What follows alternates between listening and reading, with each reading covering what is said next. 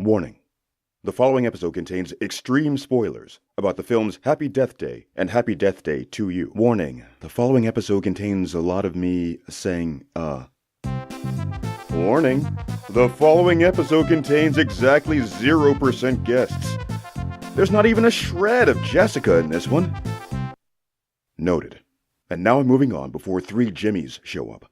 It's all been written. Our annual short story competition is currently accepting submissions for our 3rd annual contest. The theme is Drove Downtown in the Rain, 9:30 on a Tuesday night. Write us a story between 3,000 and 15,000 words and submit it before March 31st. The grand prize winner will get an audio adaptation of their story, and all winning entries, which are first released free on our website, will be eligible for royalties when we publish the collection. Complete details are at iabdpresents.com. 2018's audio drama is available now, and the written collection is available in ebook and paperback formats. Jessica! Come back here!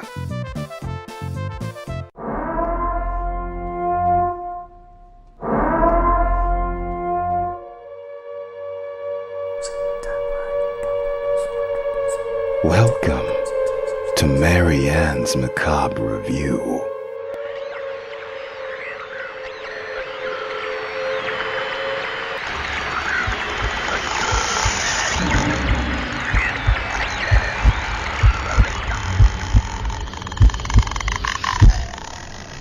Welcome to Marianne's Macabre Review. I am here with J. Keith Jackson and myself. So what did I miss while I was gone? A whole lot of nothing, Keith. So, today we watched Happy Death Day 2U. I wouldn't say today. We watched Happy Death Day. Well, no, I think it's an important disclaimer to say that we watched it probably a couple weeks ago, so some things aren't as fresh as they could have been. But Go ahead, Keith. What would you like to talk about? Well, first of all, I really enjoyed it. Mm-hmm. I could tell just within like a minute in that I was really going to enjoy what was going on. Because they started off with, well, actually, I guess we should probably do some sort of synopsis, right? Yep. You know, if you'd seen the first one, which you probably, well, you really needed to see the first one to fully appreciate what was going on.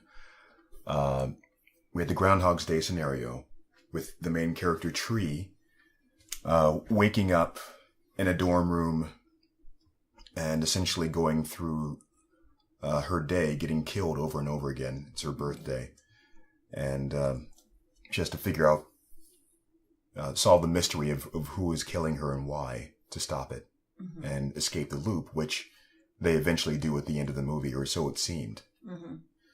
It was interesting because it didn't seem like it mattered too much exactly why it was happening. We'd already, I think as an audience, we'd already been accustomed to the idea of there just being some weird supernatural thing. Let's go. Yeah, it's like, okay, right, don't care why, let's just do this. Mm-hmm.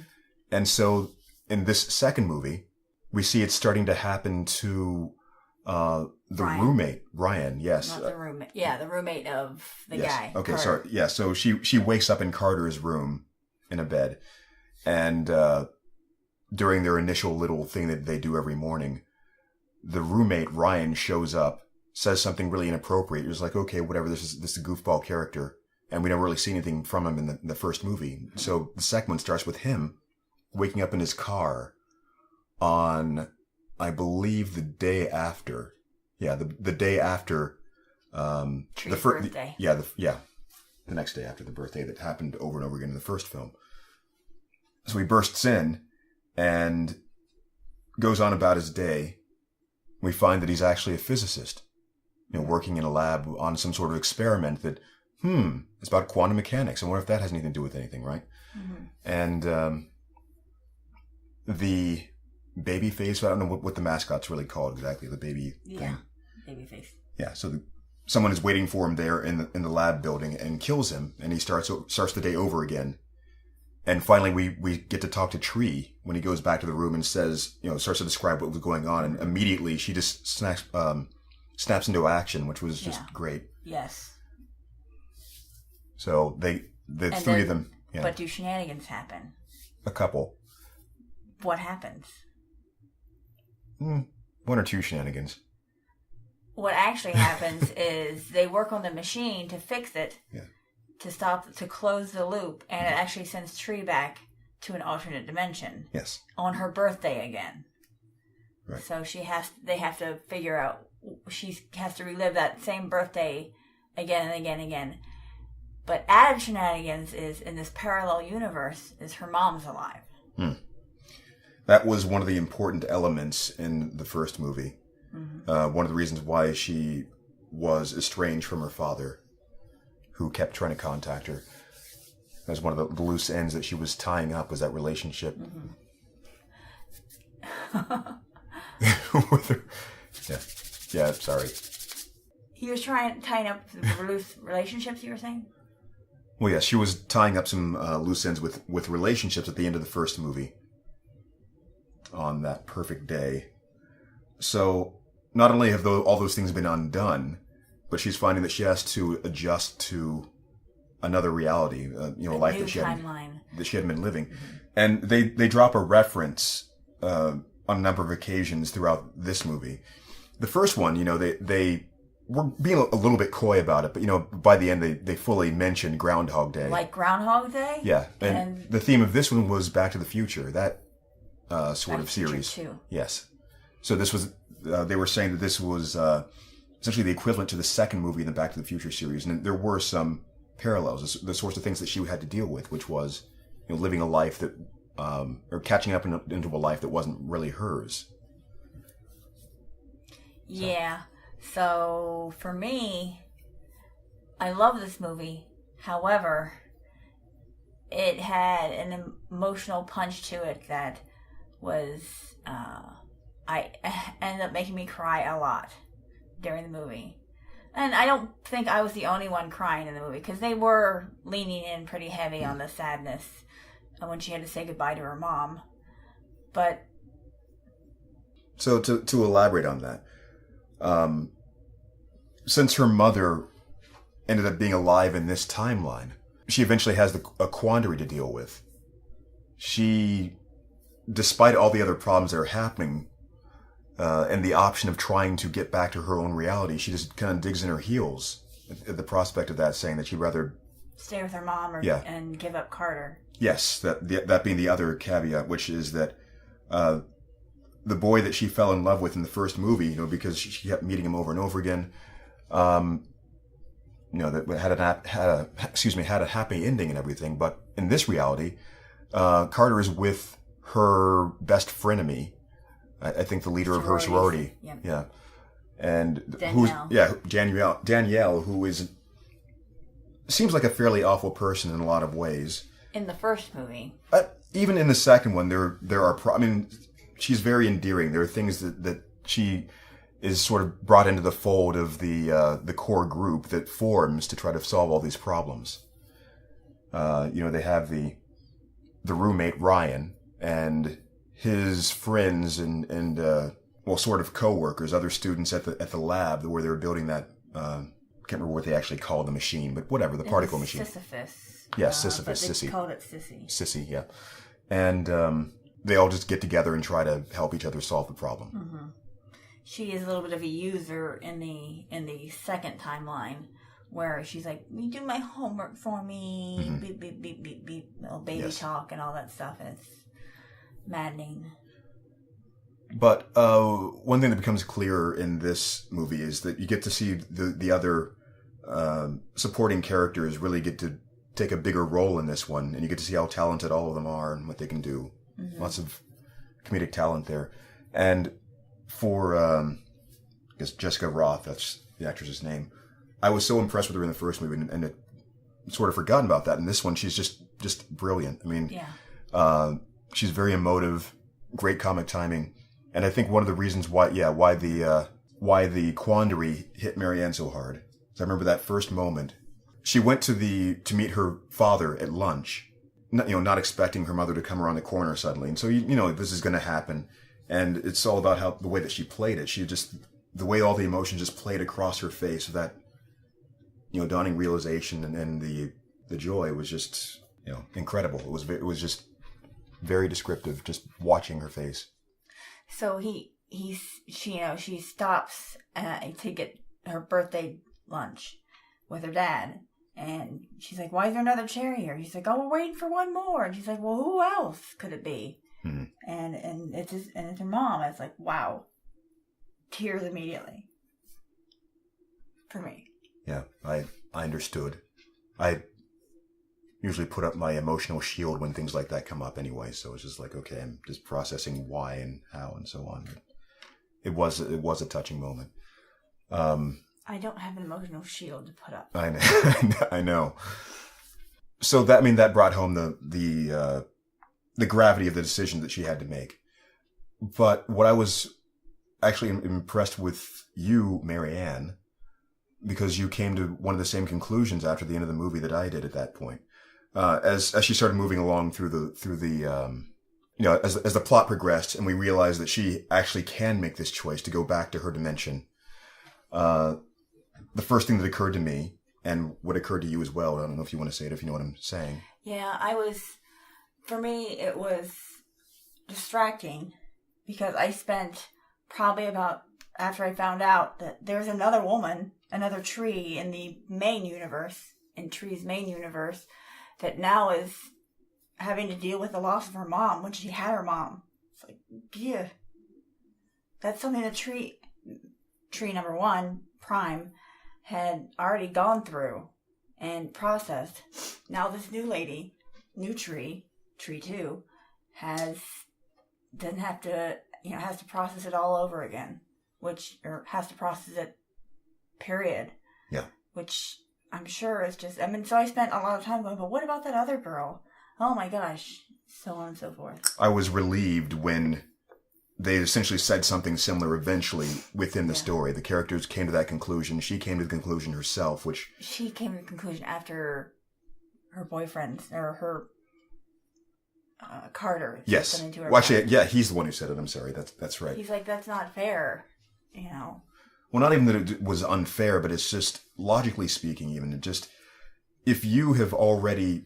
The Tree character that we were with, following along, she had lived like most of her life without her mother already. So it didn't really make much sense for her to have processed that loss and become the person that she was, and then just trying to, steal it back at that point. Yeah. She'd already become stronger for that, and the other person would have just, what would be the point of making the other person suffer like that? So. Yeah. Like, she makes a comment like, hey, we know what we should get. We should go get the cinnamon buns, Mom says. And she's like, we got on our birthday last year or the year before or whatever.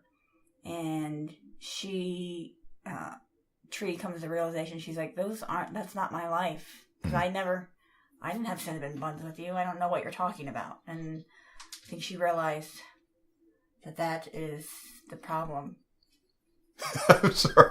Just one of the cats is eating in here, and it's probably not going to show up that much on the recording, or if it is, I can probably just take out those little. So loud to me because we're recording it right now. It's like he takes it out of the thing and usually just eats it, but this time he's taking them out and dropping them on the floor, and then eating it. No, he always does that. Okay. But anyway. Life. Yeah. So, I thought that was an important point, is that's just having that person that you've lost just sort of back suddenly. If you don't have this shared experiences that would go along with having, that time, you don't really get that time back. So nope. What is that going to do? Anyway. It's something I want. And, it's something I would want for myself, but then also not want. I would not put myself in a timeline like that, knowing that I would be causing pain to myself in another timeline. Mm-hmm. But it's something I want. I want my mom back. Right. It's just the thought of that. I didn't really have a good... I wouldn't say that I have anything remotely like that to have to deal with as far as things that I've lost. We've all had either misfortunes or things that we wish we could have done differently, and I thought through that myself as the movie was going on. I don't think that I would want to like hop over to another dimension, see that I have made some fantastic decision earlier and now I'm like a billionaire or something. I wouldn't want to just like kick the other me out. What would be the point of that, really? I think part of the satisfaction is having experienced the things leading up to that, earning your way into it. And so there's that. So there were a few Easter eggs. I don't know, maybe not Easter eggs necessarily, but just little details in the background that I was picking up on. And I noticed that they were, in some senses, telegraphing for a while that this is probably going to be a trilogy. Mm-hmm. At the very beginning, in the beginning of the first movie, the studio announcement and so on, they had the little record skipping thing, where it's like, cosmic blast, rewind. You get the idea of what they're doing there. This time, I think they different universes. It split off into like a little triplet of that Universal Pictures. Is that what is it? The spinning globe. Yeah. And later on, when they were in Danielle's room, we saw that she had a picture of herself that looked very similar with a triple split. Triptych. Triptych of three different colors of her. Herself. Yeah, different versions of herself. And she also had in a frame, like 6 pips, from a die, just circles in there, which makes me think that maybe they were... they were sand dollars. Sand dollars, okay. Yeah. Actually, they did say earlier in the movie, in fact, Ryan established that there were 6 different universes. At least that's what they were in the multiverse. They were saying, for their purposes, there were 6 different ones. Mm-hmm. One of the other things that we skipped over, just a little detail, at the beginning that also sort of projected that there's going to have to be a sequel to this, even before the ending, was that Ryan was an alternative of himself coming to try to stop himself from doing what he was about to do, even to the point where he was trying to kill him. That ended up being the baby mask killer, was himself trying to kill himself. So that was just sort of dropped. Mm-hmm. Didn't really get back to it. So that's one of those classic things you would want to do in that middle movie where you're going to go, oh, there's just this one thing that's not really resolved. Mm-hmm. So was there anything that you didn't like in this movie? It's strange. It's hard for me to I think enough time has passed that a lot of it is starting to settle toward the middle for me. Mm-hmm. The things that would have annoyed me probably didn't stand out as much. Well, I think there is one thing that I think that you probably didn't like, and I sort of agree, is that it felt like they were going to center more on Ryan for longer than they did. Yep, he got one replay of his day, and then immediately skipped back to Tree, and I kind of wanted it to be, let's have Ryan be trying to figure it out this entire time. But it's fine. I liked this version also. Maybe the third version will give us someone else's being repeated, like Danielle, like they hinted at.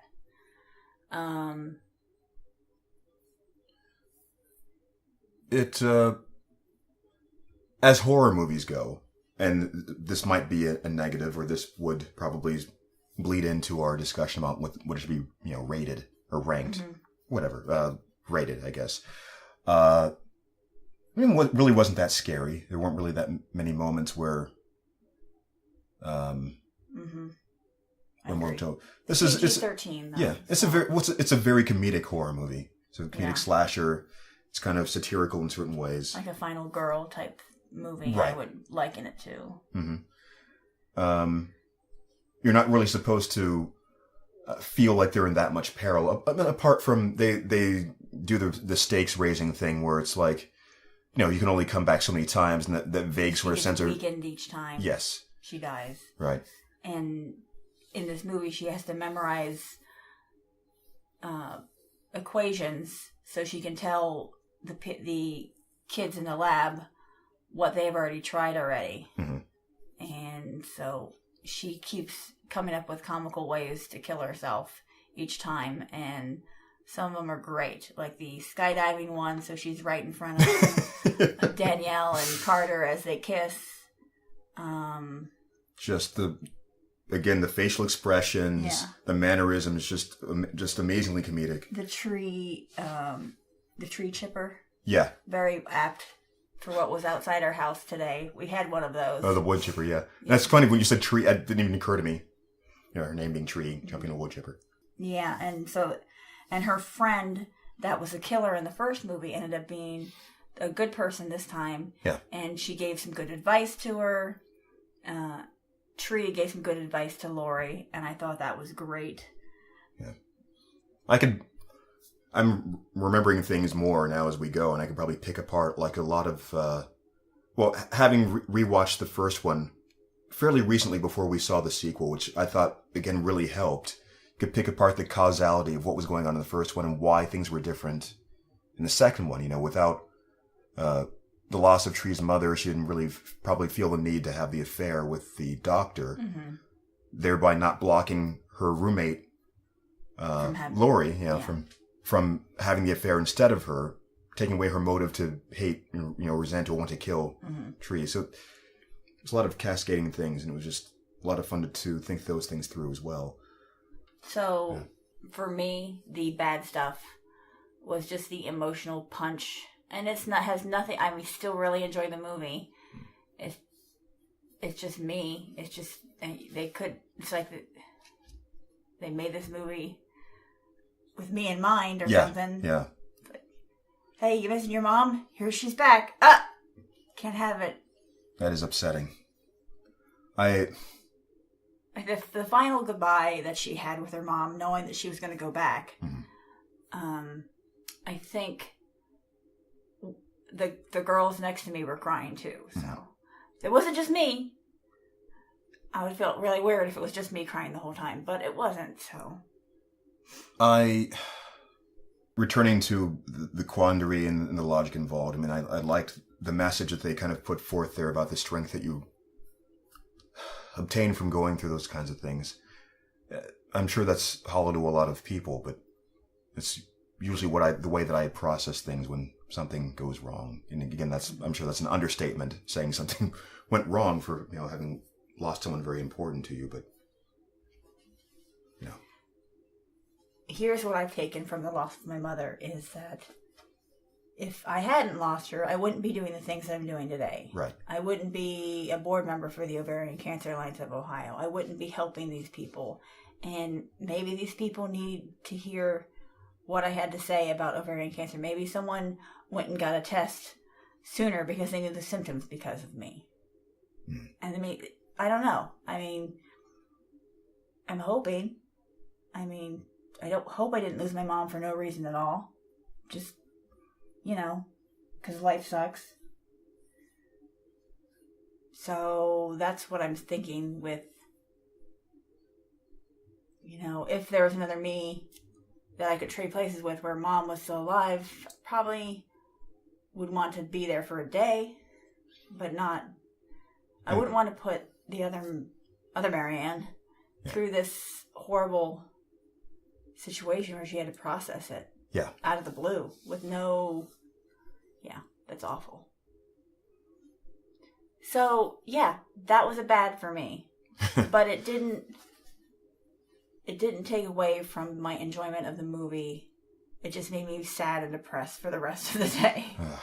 I felt so, just... I wish we could have just paused the movie at that point and given you some time to get through it. I mean, that's the problem is I was so sad and focusing on other things that I might have missed something. I don't know. Who knows? But it was sad. And I dealt with it in the theater, which was rough, but I did it. And, yep. Anywho, so Keith, what would you rate this? Enjoyment feels pretty controversial, but I am going to probably like around a 9 or a 10. Okay. I really like sci-fi comedies and I thought it was very stuff. You like certainly time. They do time loops very well. They do alternate realities very well. I was entertained, and I found it thought-provoking. So, What do you think with horror rating? I can't even remember being really scared. So, I mean, there was gore horror. Yeah, I mean, but not much. I mean, right. It was they always cut away. Well, that's all right. One of our, I don't know if we've ever really picked apart what our horror rating even means. And I think it means something different to a lot of people. Every time. Yeah. Every movie, it's different because it might be a squig factor. It might be like in Overlord, it was body horror. Yeah. Versus here, where it's more intense scenes where you're in a crowded hallway with that was a great scene. Shoulder to shoulder with people that are wearing baby masks. And one of them might be the killer. And so the guy is just having like a anxiety attack in the middle of the hallway trying to figure out where his friends are and why there's this problem. Yeah. So yeah, I mean, in addition to that, I mean, just when we ask that question of the guests who are on, usually it ends up being either, well, I wasn't scared by this, therefore it's low. I mean, so I don't know if we can separate whether or not you find it scary as opposed to how well crafted the concept of horror it is. And I think that there were some very well crafted aspects of it as far as like, this is why a situation would be scary. Here's an intense scene for you to... Whether or not I personally bought or felt like the intensity of like, or felt worried for the character, I will say. I think that's the way to put it. I don't feel scared in that way, but let's, put it around a 5 or 6. I mean, it's well crafted, but I was not scared in that sense. I would say I would give it an 8 for entertainment value. Horror, I'm going to go 3. If you want to do emotional horror with moms being alive and then all that fun stuff, I'd move it up to a 5. I mean, if you've lost your mom, this is a rough one to watch. Just because, if you love your mom, I guess. I mean, we're gonna add that in there. I have some friends that are like, I hate my mom. I'm like, okay. Anywho, Keith, you have anything you want to talk about? Well, I mean, one last thing I'd want to say is I can't say enough nice things about the lead actress in this. I remember hearing a rumor or something that maybe they were going to remake Buffy. I don't know if you... Yeah, she'd be great in that role. Yeah, she would be perfect as Buffy. Yep. So... righty, Keith. What do you have to promote? I mean, I think when this comes out next week, right? Yes. Happy Pills will still be going on at Mad Lab Theater in downtown Columbus, which I am in. Marianne has seen it. Don't forget, Theater Roulette is coming up. That too. That should be next month in the first weekend of May, I think. Could be. There's also April in between there, yes. So don't forget. I don't think anything's really going on in April. I think it's more like a rebuilding period. Yeah, when we're doing practice. Doing Theater all the Roulette rehearsals. is kind of interesting. They have 3 different nights. It is red, black, and green. Yeah. And each night is a different theme. And it's the end of our sci-fi season here at Mad Lab. So we get to do a different, like, I think Keith's night is the Borg night or something. Yes. So I don't know what the other nights are. I don't remember offhand. The roulette concept, the reason why, it's like a roulette wheel, have the 3 different colors, green, red, and black. It rotates so that on Thursday, Friday, and Saturday, the first week is one week where one is Thursday. Yep. And the next week, the different will be Thursday, and the third week, Okay. There we go. And on the final night, Mad Lab Christmas, as they call it, all 3 are done in the same day. And that's wild. Crazy day. Because it's essentially a little mini festival of shorts, 3 different groupings, and just everybody going through the building at some point during that day and ending up there at the end. Yep. Alrighty, folks. That's all we have for this. If you like this podcast, leave a review. Don't forget to like us on Facebook at Marianne's Macabre Review. Follow us on Twitter at Macabre_review. You can follow Keith on Facebook at J. Keith Jackson. Or you can follow him on Twitter at Chaometer. Keith, you want to spell that? It's at, and the at symbol. Usually goes above the 2. She's giving me the hurry up, okay. And CHAOMETER.